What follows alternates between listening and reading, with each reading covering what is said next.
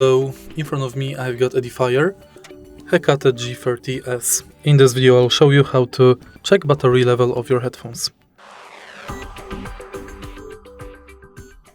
In the beginning, go to Bluetooth settings on your headphones.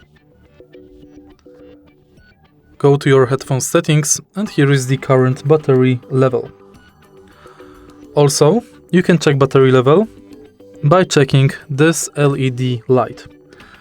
Connect the included charging cable to the headset. The indicator will light up red.